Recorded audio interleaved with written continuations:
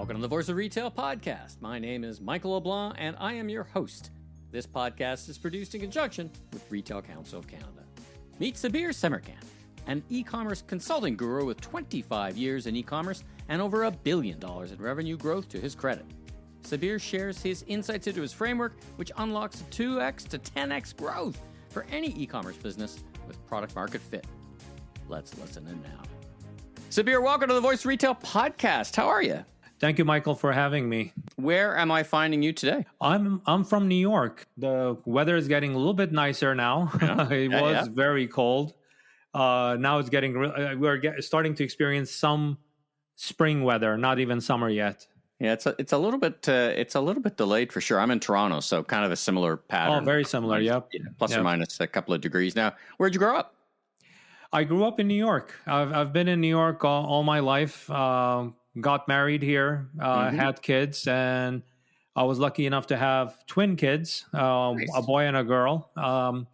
They grew up, they finished college, so I'm an OG, So I have 25-year-old twins, a boy and a girl. One of them works for Schwab as a stockbroker, and the other one is finishing up. Is going to be starting her master's for a professor. To become a professor at Stony Brook. Oh, fantastic. Well, congratulations on that. Now, one of the things I want to, I don't often pick up these interviews with folks I don't know or who aren't seeded retailers, but your background and what you've accomplished, I thought would be great for my audience of retail industry, and we could learn a lot from someone with your background. You and I have a bit in common. I launched Levi's.com back in 97, and I've been in e-com for a similar amount of years, so have seen it all and done maybe a little bit less. But let's start out with a little bit more about you. So who are you and what do you do for a living? And tell us a bit about your professional background. Sure. Now I'm known as this e-com revenue hacker, right? Growth hacker that, I can take e-com businesses and in a using my framework, which I call the 8D method, within 10 weeks, the business starts trending 2x their daily trend from a revenue standpoint and from a profitable standpoint too, not just top line growth. And getting to perfect this formula, it took me 25 years, but I've had a lot of successes. I can say that an incremental revenue of $1 billion from e-com across all of my experiences, it's kind of a testament that the framework had been tuned over time. From a background standpoint, before I became this revenue guy, business marketing guru, right? I used to be a computer scientist. That was my schooling. So before, doing all this revenue stuff, I was a C++ Java developer, back in the day. That's an interesting transition, right? That's an interesting transition from, those skills aren't always transportable either. None of them are. Right? I guess were you always mathematically and logically inclined? Was that always going to be your path in one way, shape, or another versus a different kind of path? Is that where these two, I don't know, what they say, when you see a fork in the road, take it kind of thing. How did you jump from one thing to what you're doing today? So what happened was about 25 years ago, I was still doing what I do, like building e-com. But building e-com back then meant all the tech infrastructure and data centers and IT and nobody appreciates that. So I got to tell you right now, the folks building it today, they don't appreciate how hard it was back in the 2000s. Yeah, if you needed to do payment processing, you had to write the code for every step of the way. Not that you had Stripe or PayPal or Shopify payments, to simplify that for you. Yeah. Do you think the I've often described Shopify and its ilk as a great leveler of the playing field. Because I had the same, I took Hudson's Bay online in 2000, and it was like, 7 figures just to take a credit card online and hook it up to systems. Do you think that now that the tech, so to speak, is fairly easy, that it's lulled folks into a sense of ease? Like, hey, this must be easy. Do you find that in the clients that you chat with is like, I don't know why it's not going better because this seemed pretty easy to get it started? See, the thing is, in my experience, does Shopify simplify things? The answer is yes, absolutely. Right? Does social media stack that we have now simplify things? The answer is Yeah. absolutely yes. The Yeah. problem is that when you have a lot of oversimplification of things, of these platforms, the skill set also tends to be lesser skilled.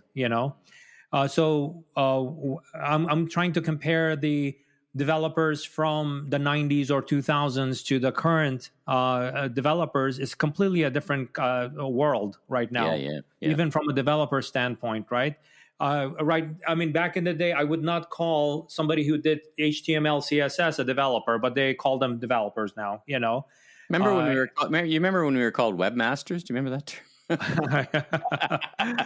I try not to use very old terms. Otherwise, then we start talking about Alta Vista and Yahoo Right. and Come on. Come on. platforms like that and We're sock down the puppets. time tunnel. We're down the time tunnel. All right, not a history lesson. All right, let's talk about something contemporary. Throw out some names. Like, who do you do this kind of work for in the retail space, and and what do you often hear when you go in and you say, "Listen, I can do your business 2x"? Is it because they're just doing okay and you can get them to better or best, or are they doing great and you can still 2x it with your method? How do you approach that?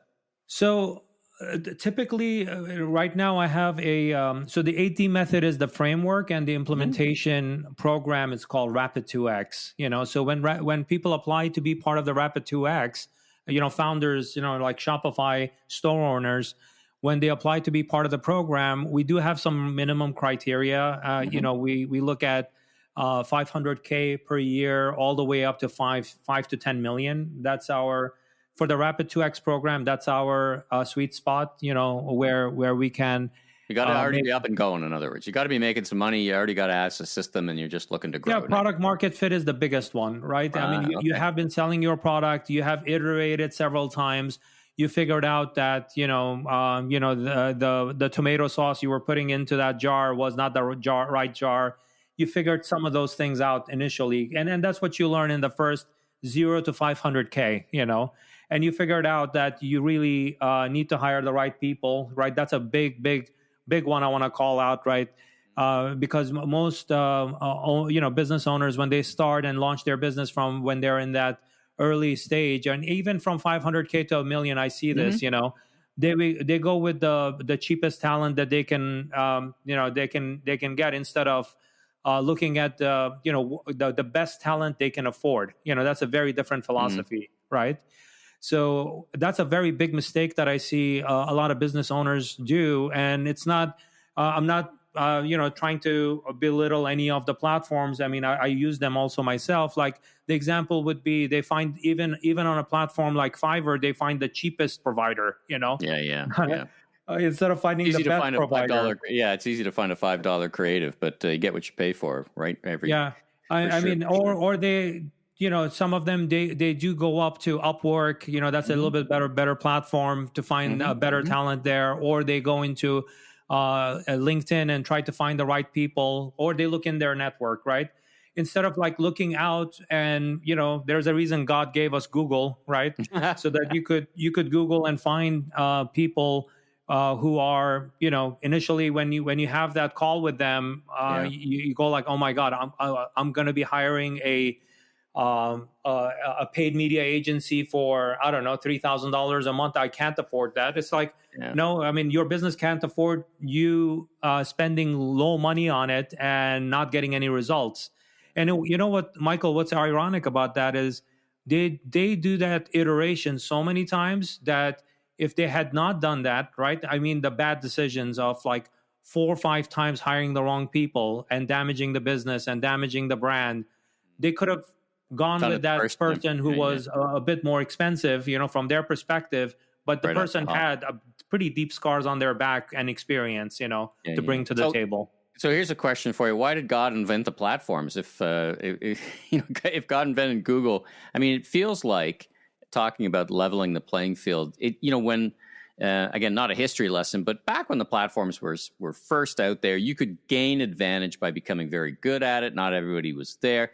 The platforms now, feel like a tax because everybody's got to use it and it's hard to gain advantage? Or have you found within the 8D method a way, is that part of your growth hacking, that you have found a way to use the social platforms or all these different platforms to help your clients?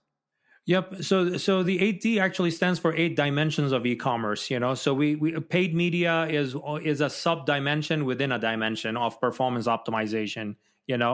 So it's just one aspect of the dimensions. So our typical rapid 2Xers, the people who are actually under my guidance, they're implementing the 8D method, right? They start experiencing, like from Meta, they start experiencing like 3-4x ROAS.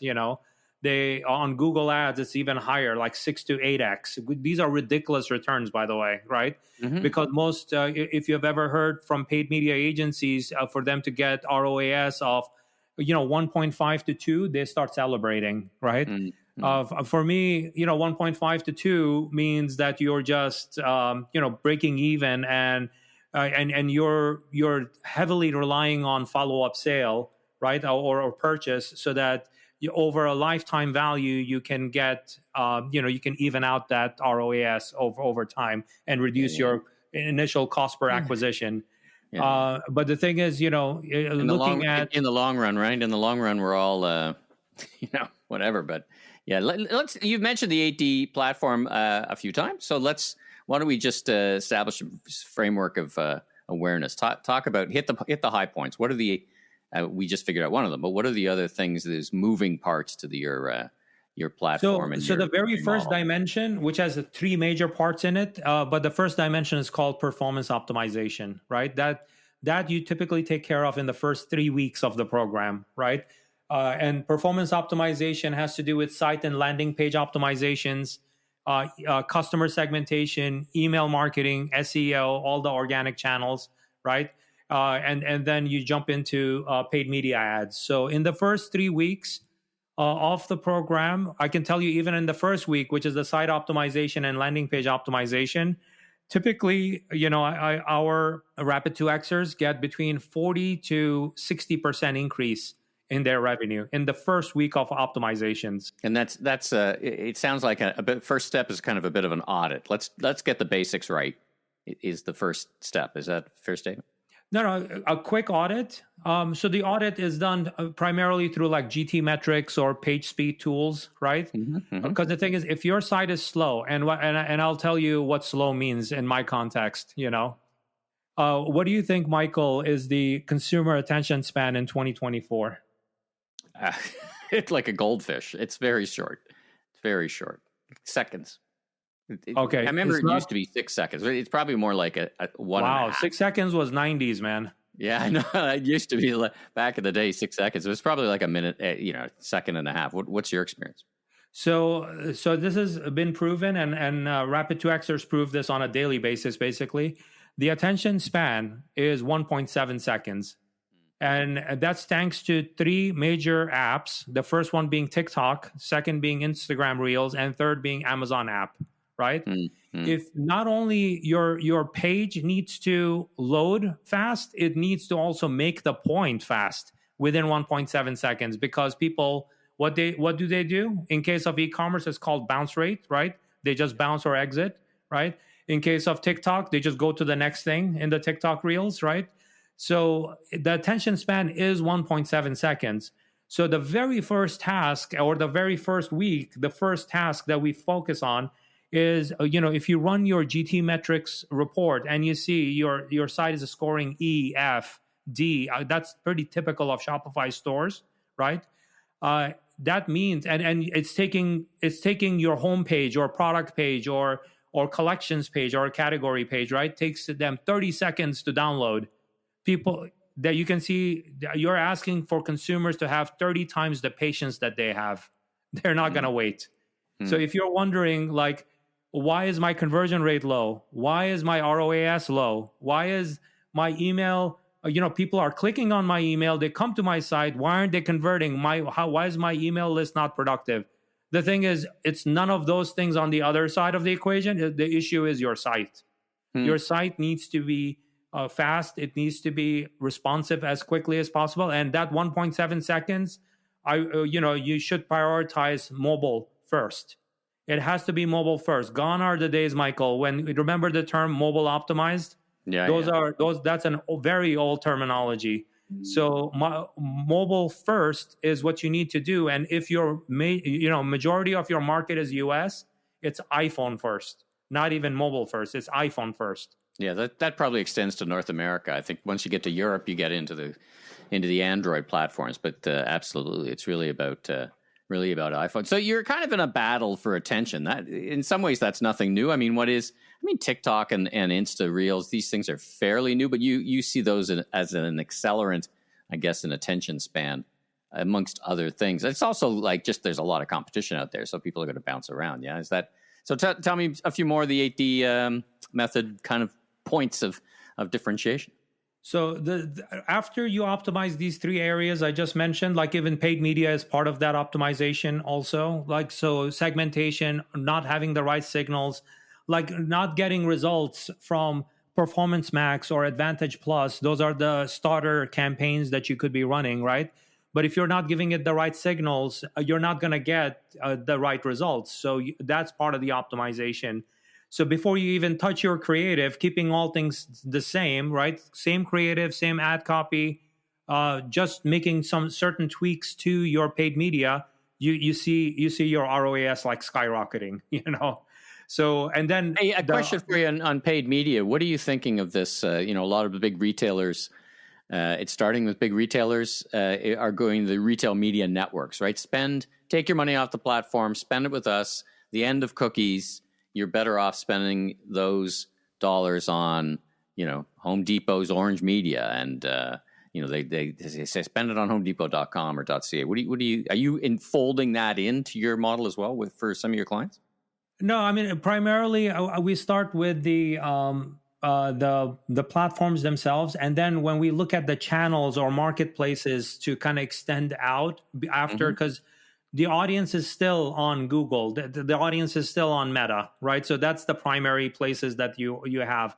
And if you are not optimizing those platforms, then the issue is with you. The fault is with you, not the platform itself, right? How are you thinking about the cookie changes and the changes of personalization and privacy? How is it affecting your model?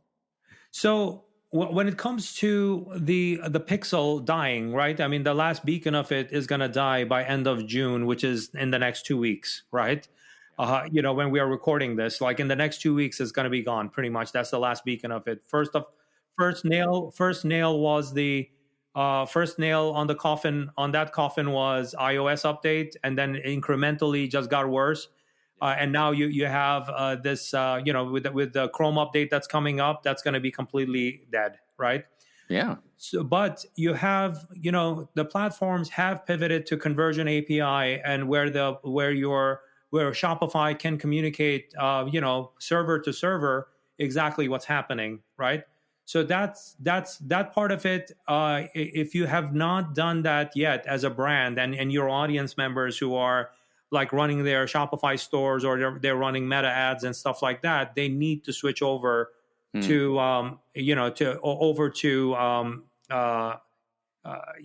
make sure that they are set up for conversion API. That's a requirement. Like if you have pushed it off, because some brands have, and I still see them in the Rapid 2X and in my community, they've been pushing it off. The thing is, you literally that the deadline is 2 weeks.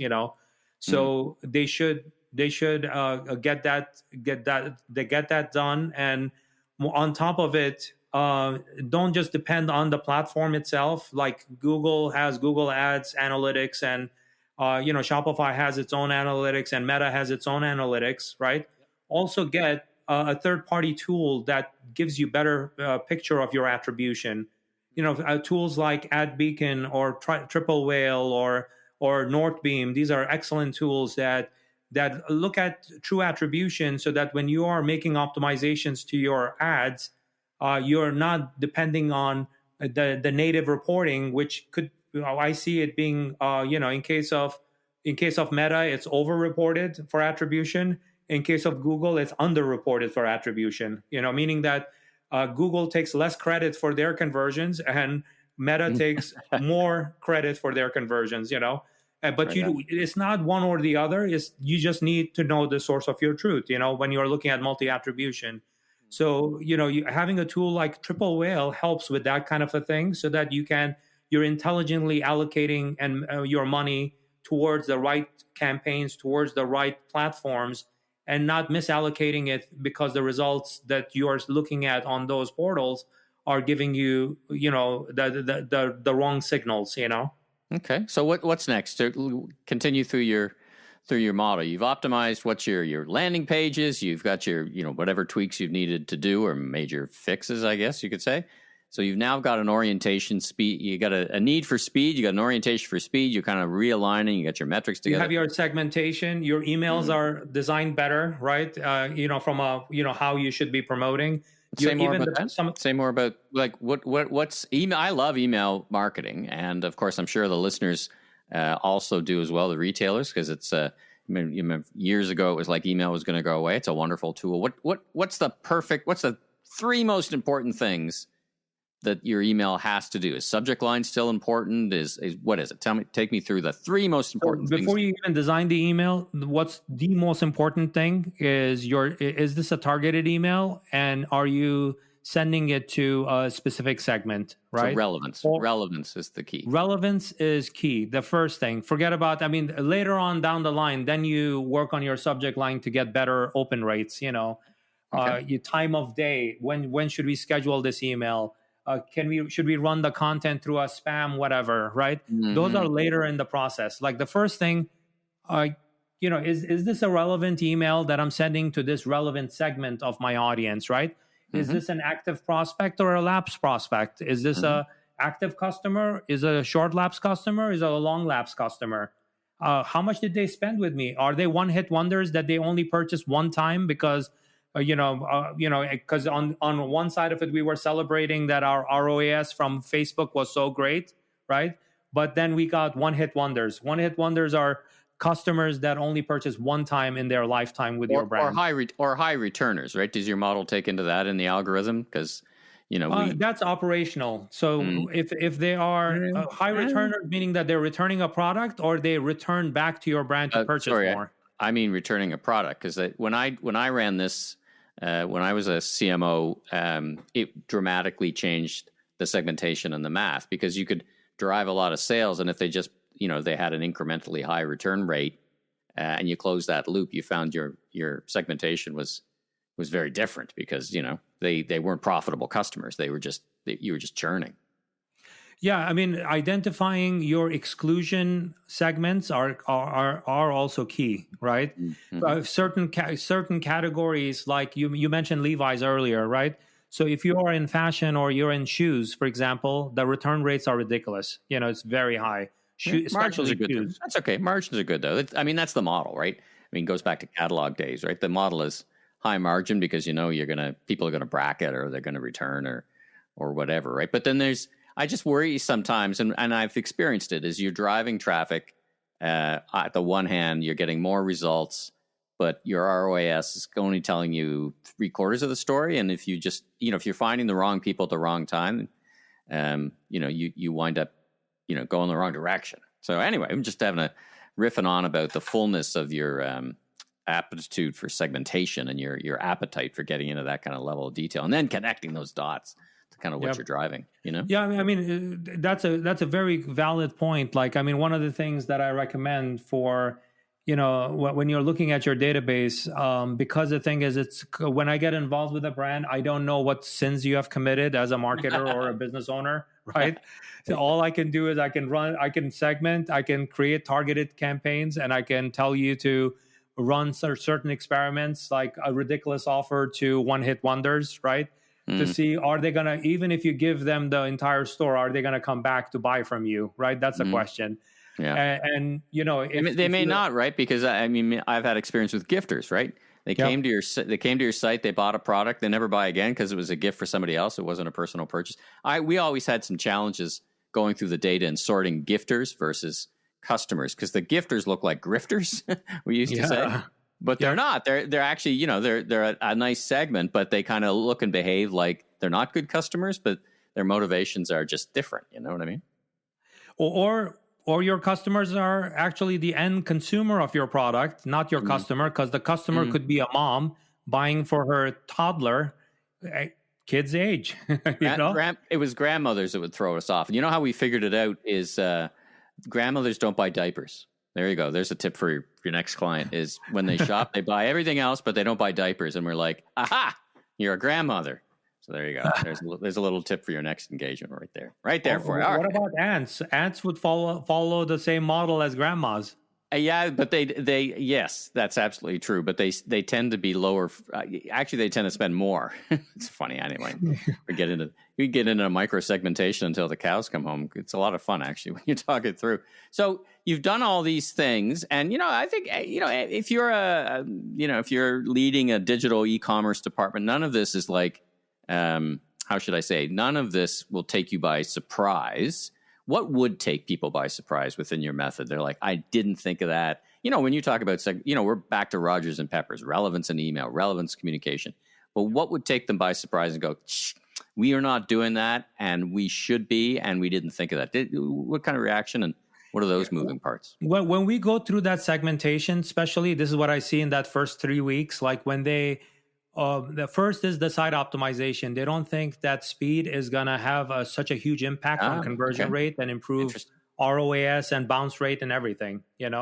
That's after they do it, they go like, oh my God, I had the best week. I just had a 40% increase in my revenue. Right. So that's a big surprise to them. The second one has to do with segmentation. Right. They know that they need to segment, but a lot of brand owners, what they do is they do what my friends from the South, from Texas say, spray and pray, right? That's right. They take the message, they go like, oh, it's Father's Day sale because it's highly relevant right now. They send it to, let's send it to everybody, right? Even everybody's got a father. Everybody's got a father. It is the thinking, right? At least you should at least, even if you want to send the same message because you're lazy and you don't want to do multiple creatives, right? And you want to do the same creative, the list, why don't you just send it to different lists and segment them so that you can at least know how is the open rate, how's the click-through rate, how is the attributed revenue, right? Yeah. You could at least study that part of it, right? Even if you want to not do, because you want to pay for only one creative, right? And if you want to do that, separate the list out at least and send it out. You would learn so much from that. So when they go through this, they go like, oh my God, we thought that we had 30,000 customers, right? And when they segment this, and especially the one-hit wonder happens to be for a lot of businesses, if they're not paying attention, it tends to be like 60-70% of their database, of their customers is one-hit wonders. Well, particularly if they're not running some kind of welcome program or something like that, or even the degree of the welcome program is just one welcome email. When you sign up, we'll give you 15% off discount. Something. And they give them that coupon code, and that's it. And there you go. They're part of the mailing list, and they're gonna just keep on hitting them and spamming them, But they don't think about it like, should that welcome email be welcome series, because they just said hi to us and gave us their email. Great for the consumer, but what about how can we establish that relationship? So one of the future dimensions I'll talk about, dimension 3 actually has to do with customer journey, right? When people connect with you, whether they're doing it through social, through your website, through anywhere, right? SMS, it doesn't matter, right? Or even your ads on paid media platforms. If they're coming across your brand, how are you, taking care of them throughout that journey? Because it's digital touch points, right? Wherever they're going. And for brand like Levi's, you do have retail distribution, which is a physical touch point also, right? But how are you optimizing that journey so that they have this one continuous journey, even though it's very digital, right? It's ones and zeros, right? Yeah, so how can you line that up so that, one of the mistakes, Michael, I don't know if you have seen this happen, right, with your clients or with other retailers, that they start spending money on, let's pick a platform like Pinterest, right? They start spending money there. It's not really returning the ROAS. It's like one of maybe the worst ROAS they're seeing for their category.